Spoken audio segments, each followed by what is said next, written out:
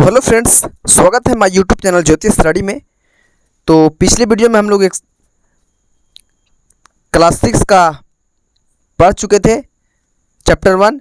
आज chapter 2 solve करेंगे जो है असली चित्र। ठीक है, तो चलिए इसको क्वेश्चन आंसर हम लोग सॉल्व करते हैं। तो यहाँ पे देखिए पार्ट से आगे कहता है कि यह कहानी आपको कैसी लगी, इस संदर्भ में आप अपने विचार लिखिए।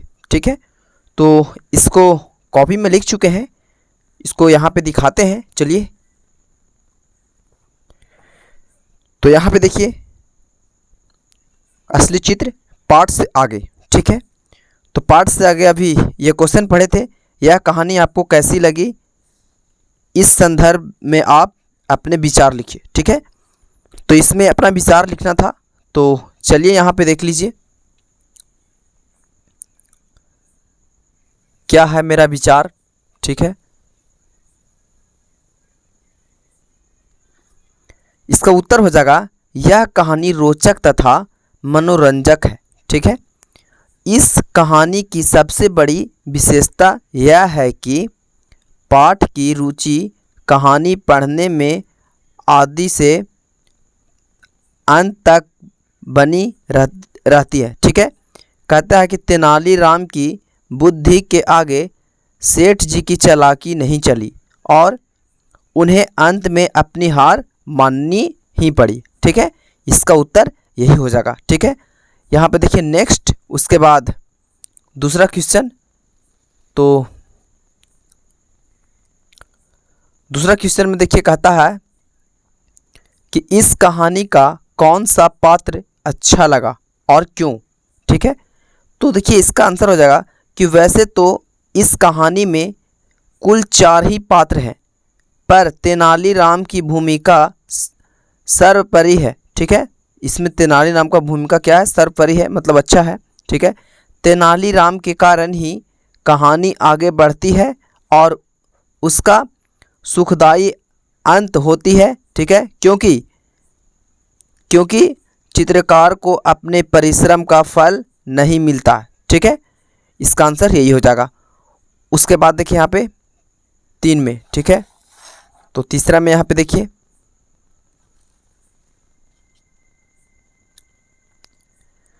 तीसरा, आप लोग अपना बुक मिला लीजिएगा। कहता है कि चित्रकार ने तेनालीराम से मिलने का फैसला क्यों किया। ठीक है, तो कहानी ये हम पढ़ाए हैं। ठीक है, आप लोग तो जानते ही हैं। उसके बाद देखिए ये इसका आंसर हो जाएगा कि चित्रकार ने तेनालीराम से मिलने का फैसला इसीलिए किया क्योंकि वह जानता था कि तेनालीराम बुद्धिमान है और उसकी परेशानी का वही हल जरूर बताएंगे। ठीक है, इसका आंसर यही हो जाएगा। उसके बाद 4 में देखिए 4 में देखिए यहाँ पे कहता है कि 1 कौड़ी खर्च करने में उसकी जान निकलती थी। ठीक है, वाक्य का आशय स्पष्ट कीजिए, मतलब 1 कौड़ी उसको निकालने में दम निकल जाता था, इसका हम लोग का व्याख्या करना है। ठीक है, तो यहाँ पे देखिए बहुत ही सुंदर व्याख्या है। इसका आंसर है, कहता है कि कंजूस के लिए पैसा ही सब कुछ होता है। एक कंजूस आदमी को सब कुछ पैसा ही होता है। ठीक है ना। कहता है कि इस संबंध में एक कहावत है, जैसे कि ये कहावत आप सुने होंगे कि चमड़ी जाए तो जाए पर दमड़ी ना जाए ना।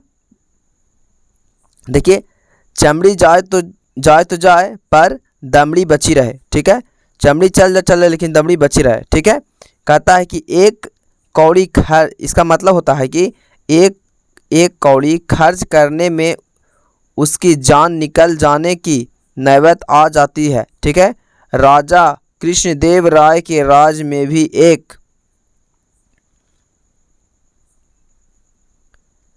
ऐसा ही धनी सेठ था जो पैसे को हाथ से निकालना सहन नहीं कर सकता था। ठीक है, मतलब पैसा उसके हाथ से निकल जाता तो सहन नहीं कर सकता था। ठीक है, ये 4 का उत्तर हो गया। अब 5 में देखिए यहाँ पे रिक्त स्थान है। ठीक है, बुक में मिला लीजिए। ठीक है, यहाँ देखिए तो इसमें रिक्त स्थान है जैसे कि यहाँ पे दिया गया है का में 5 के कि कंजूस सेठ ने चित्र से देखने का बात किया था, मतलब का देने का बात किया था। तो यहाँ पे देखिए कंजूस सेठ ने चित्रकार से चित्र के लिए 100 स्वर्ण मुद्राएं देने का वादा किया था। ठीक है, वो अपना बोला था राजा कि मेरा अगर असली चित्र बना के ला देगा तो तुमको 100 स्वर्ण मुद्राएं देंगे। ठीक है। दूसरा में देखिए कहता है कि यह कहानी राजा मतलब खालिस्तान के राज की है, मतलब कि कौन राज किया है, तो कृष्णदेव राज के। ठीक है, यहाँ पर कृष्णदेव राय भरा हुआ है कि यह कहानी राजा कृष्णदेव राय की है। ठीक है। कहता है चित्रकार ने तेनालीराम से सलाह ली। चित्रकार ने किससे सलाह ली थी? तेनालीराम से। तो इसका आंसर तेनालीराम हो जाएगा। उसके बाद यहाँ पे देखिए कहता है कि एक दिन चित्रकार लेकर सेठ के पास पहुंची। क्या लेकर पहुंचा था? तो आईना। तो यहाँ पर क्या लिख देंगे? आईना। ठीक है, यानी आईना पहुंचा था लेकर के। ठीक है, तेनालीराम के कहने के बाद कहता है कि तेनालीराम राजा कृष्णदेव राय के दरबार में विदूषक थे। क्या थे? तेनालीराम जो थे से राजा कृष्णदेव के दरबार में क्या थे? वो विदूषक थे। ठीक है। उसके बाद देखिए आगे आपका पाठ से आगे। क्या? पाठ से आगे कहता है कि चित्रकार की जगह आप होते तो क्या करते। ठीक है, तो इसमें अपना विचार लिखना है ना। तो यहाँ पे देखिए मैं लिखा हूँ कि चित्रकार की जगह अगर कोई भी दूसरा व्यक्ति होता तो निराश होकर बैठ जाता और 2-3 प्रयास के बाद बनाए चित्र को कंजूस सेठ के घर पर छोड़कर आ जाता। क्या करता? और क्या करता? जैसे कि बार बार वो अपना चेहरा भेसी बदल लेता था। ठीक है, तो वो क्या करता? लास्ट में हार मान के वो चल जाता। लेकिन ये जो चित्रकार था से बहुत ईमानदार था और बहुत चालाक भी था। ठीक है, वो चाहता था कि मेरा इतना समय व्यर्थ हुआ है, मैं इसको किसी न किसी तरीक़ा से सबक सिखाऊंगा। ठीक है, आगे देखिए 2 में। तो 2 के कहता है कि गप लगाने से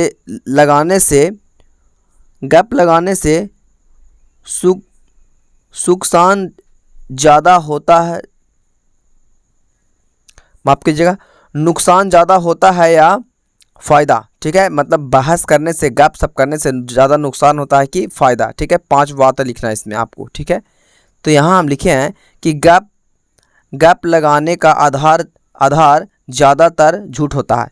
ज़्यादा जो बहस करता है, गप सप करता है, वो फालतू को करता है। ठीक है, ज़्यादा जो बोलता है वो समझिए एकदम एक्स्ट्रा ही बोलता है। ठीक है, क्योंकि झूठ के पाँव नहीं होते। झूठ का कोई पाँव नहीं होता है। ठीक है, कभी भी किसी टाइम किसी से भी झूठ बोल दिया जाता है। ठीक है, उसके बाद देखिए कहता है अतः झूठ अपने बल पर बहुत देर तक टिक नहीं पाता।